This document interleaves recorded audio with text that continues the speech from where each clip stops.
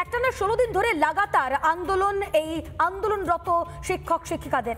বিকাশ ভবনের বাইরে তারা অবস্থান বিক্ষোভ করছেন ঝড় বৃষ্টি উপেক্ষা করেও। আমাদের প্রতিনিধি এলিনা এই মুহূর্তে রয়েছে, সরাসরি এলিনার কাছে চলে যাব। এলিনা, যারা চাকরিহারা রয়েছেন তারা লাগাতার বলছেন যে তাদের এই আন্দোলন, তাদের এই অবস্থান চলবে, কিন্তু আদালত বলছে 5 থেকে 100 জন এই আন্দোলনে এবারে উপস্থিত থাকতে পারবেন। সেই জায়গা থেকে তাদের রূপরেখা কি রয়েছে আগামী দিনে এই আন্দোলনের, কি বলছেন তারা?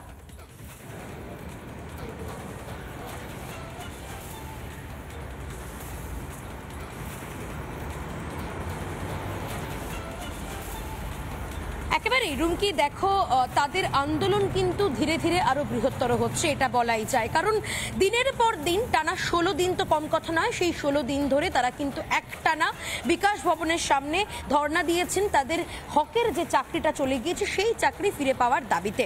এবং এই মুহূর্তে বিকাশ ভবনের যে ছবি তুমি দেখতেই পাচ্ছ, যারা চাকরি হারিয়ে শিক্ষক শিক্ষিকা শিক্ষাকর্মীদের একাংশ যারা এখানে রয়েছেন, তারা কিন্তু এইভাবেই দিনটা কাটাচ্ছেন, এইভাবেই রাস্তার উপরে শুয়ে রয়েছেন। এবং কোথাও গিয়ে এটা বলাই যায় যে রাজ্যের শিক্ষা ব্যবস্থায় যেভাবে ভাঙন ধরেছে, যে কারণে আজকে চক ডাস্টার পেনের বদলে তাদের হাতে আজকে তুলে নিতে হয়েছে ঝাঁটা, যে ছবি দেখলেও লজ্জা লাগে যে বাংলার শিক্ষক শিক্ষিকা তারা কোথায় এসে দাঁড়িয়েছেন। আজকে বিকাশ ভবনে তুমি দেখতেই পাচ্ছ, আজকে তোমাকে জানিয়ে রাখতে চাইবো, 2 জন চাকরিহারা শিক্ষককে ডেকে পাঠানো হয়েছে বিধাননগর নর্থ থানায়। আর কিছুক্ষণ পরে সকাল 10টায় তারা সেখানে যাবেন। তবে আদালতের যেমনটা নির্দেশ এখনো পর্যন্ত রয়েছে যে পুলিশ কিন্তু তাদের বিরুদ্ধে কোনো কঠোর পদক্ষেপ করতে পারবে না, কোনো কঠোর পদক্ষেপ তারা নিতে পারবেন না। এবং এই মুহূর্তে সামনের ছবিটা দেখানোর চেষ্টা করবো আমার ভিডিও জার্নালিস্ট দীপঙ্করকে বলবো, দীপঙ্কর একটু সামনের ছবিটা যদি দেখানো সম্ভব হয়।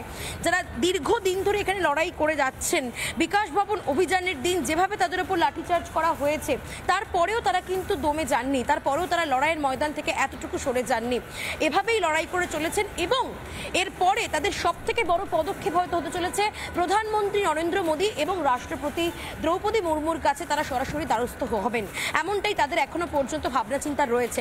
তুমি যেমনটাই জিজ্ঞাসা করছিলে যে আগামী দিনের রূপরেখা তাদের কি, আগামী দিনে তারা কিন্তু এবার সর্বোচ্চ দেশের প্রধানমন্ত্রী নরেন্দ্র মোদী এবং রাষ্ট্রপতি দ্রৌপদী মুর্মুর কাছে যাবেন।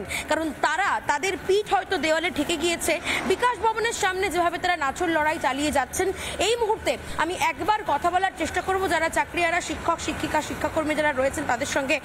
দাদা, দীর্ঘ 16 দিন আপনারা এখানে অবস্থান করছেন এবং আজকে আপনাদের মধ্যে আপনাদের সহযোদ্ধা 2 জনকে ডেকে পাঠানো হয়েছে বিধাননগর নর্থ থানায়। প্রশ্ন হচ্ছে, ঝড় হচ্ছে, বৃষ্টি হচ্ছে, রোদ উঠছে, আর কতগুলো দিন এইভাবে প্লাস্টিক পেতে বসে থাকতে হবে? ঠিক কতগুলো দিন আমরা যাব কোথায় বলুন? আমরা কোথায় যাব? আমাদের দোষ কি?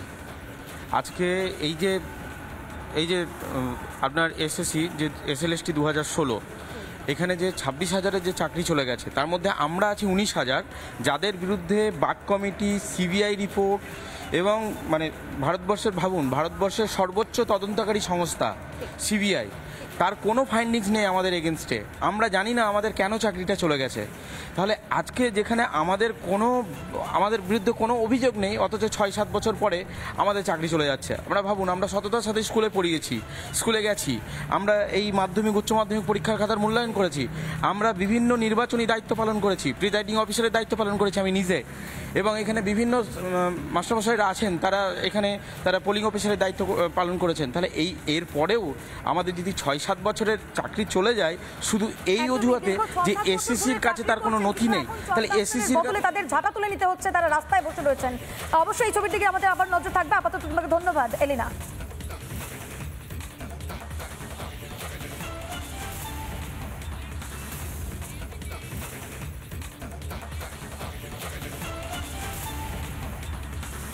নানা ধরনের কন্টেন্ট দেখার জন্য লাইক করুন, শেয়ার করুন আমাদের ফেসবুক পেজ, সাবস্ক্রাইব করুন আমাদের ইউটিউব চ্যানেল।